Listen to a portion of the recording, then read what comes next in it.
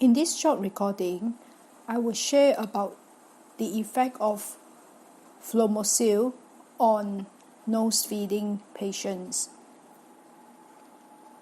My mom has been placed on nose feeding or nasal tube since the end of last month. The reason being is because due to her declining stage of Alzheimer, which she has moved to end stage, she is no longer able to swallow properly by herself, and she has lost much of the swallowing reflex.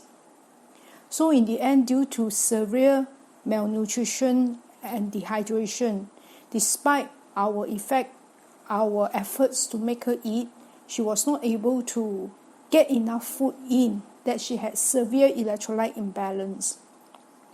And at the advice of the doctor, we actually intubate her, means we place a nose tube from her nose to connect to her stomach. Now, one of the side effects after that is being done is that she started developing a lot of mucus build up. And this mucus of phlegm is very thick and sticky. So most of the time it blocks her pathway. And of course the condition is potentially life-threatening, because if this mucus were to dislodge at her pathway, she would not be able to breathe. So we had a lot of problem with this issue. We bought a phlegm suction machine, and every day we have to at least suck out the thick mucus once to make her feel better. We did not have a tracheostomy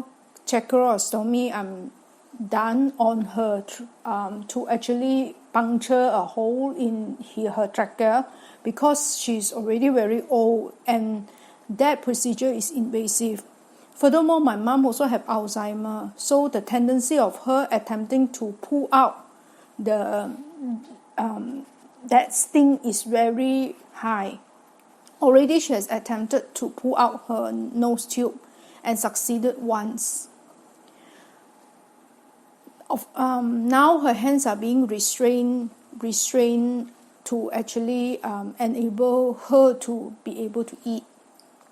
But it is not inhumane, and she doesn't suffer. Anyway, back to the using of Fluimucil.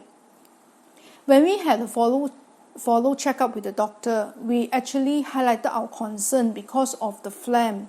And it has been keeping me up at night. I hardly slept because every time she would be like choking when sometimes in the middle of the night when the mucus built up.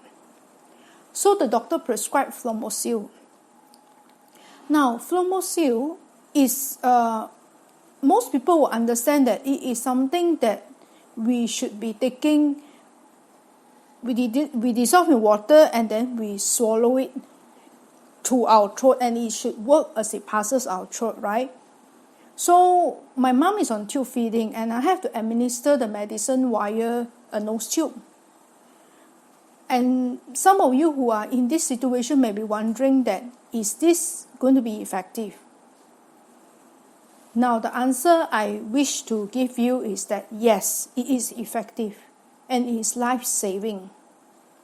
After my mother was prescribed Fluimucil, and I administer it into, I give it together with her food. Means after her food, then I will put in the Fluimucil together with her vitamins, followed by water. After I administer, I noticed that her phlegm has been diluted. It's no longer thick and sticky. And then by the second day, she actually passed it out in her motion, in her feces.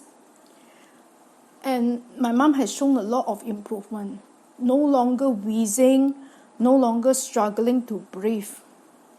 Even though that actually passes through her stomach, the Fluimucil, the dissolved Fluimucil, we actually dissolve in water. And I will wait for it to dissolve before I actually pour it over the glass syringe via the tube into her stomach after her food. So after that is being done, she has eaten for 2 or 3 days, her mucus is no longer thick and sticky. Because thick and sticky is life-threatening, it is very hard when we use the phlegm suction machine to suck out. Even though it is actually hurting to her throat, and at the same time, we have problems sucking out the mucus because it's thick and it sticks to her throat, and it's lodged in the trachea.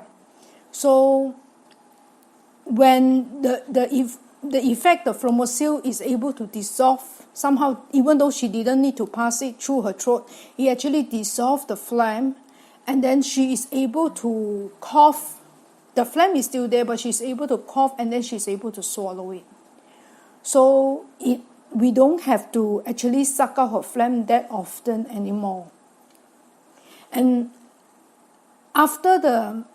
when we actually, and if they have a lot of mucus and build up with nose feeding, and we are sucking out the phlegm, we need to supplement with oxygen therapy. Means ideally, we should get either an oxygen tank or oxygen concentrator and administer oxygen through her nose to enable her to breathe more easily, because she will need supplement oxygen.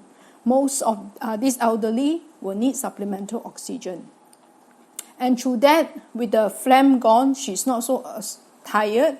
She has, with the food from the nutrition, from the tube feeding, I no longer need to force her to eat. I no longer need to actually make her eat, make her get up and all this. I just make sure when she eats, her body is on an upward inclined position of at least 30 degrees. And she's able to get the nutrients that she needs, and she's regaining energy. So this is my sharing that I wish to give. If your loved ones is also encountering this problem upon inserting the nose tube, they are going to have severe mucus. The body will actually kind of reject because it's a foreign object. So for some people, the mucus secretion it will be a lot. So we definitely need to have learn the technique of how to suck out the phlegm from the throat, because I know of a few people who actually pass because of the mucus being lodged and stuck on the pathway. It is actually dangerous. So sucking out the mucus is important, and when we suck out the mucus, the patient gets very exhausted. So we need to actually have oxygen therapy, allow the patient to breathe. Otherwise, the patient will always look very weak, and then it's always like in a kind of like a zombie or a semi-comatose stage. Then, if the mucus is thick and sticky, check with the doctor whether it can administer a kind of medicine to dissolve. My doctor actually prescribed Fluimucil 600 mg. Now, before you actually, please don't just buy the medicine over the counter. Please check with the doctor, because that medicine, any form of medicine, it may clash with additional medication that the patient is taking. Furthermore, you will need to know the correct dosage and also the best time to take it based on the person that you're caring for. So I hope this information is helpful. This is something that I've tried to search online that I couldn't find. That's why I want to make a short video on this. I've already written an article on this in my blog. And I do apologize that going forward, I don't think I will be able to do much editing on my videos. It's just going to be simple things that I've learned from my experience in now caring for my mother who has Alzheimer and is on tube feeding.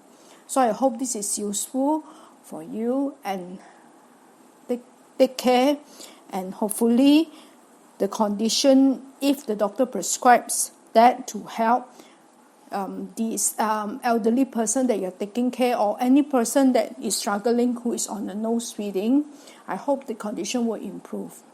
Now, this is only for adults. I know a lot of babies are also on tube feeding, but I'm sure the kind of medicine that's being prescribed is very different, and the dosage is very much lower. So always please check with the doctor before taking the medication. Okay, thank you.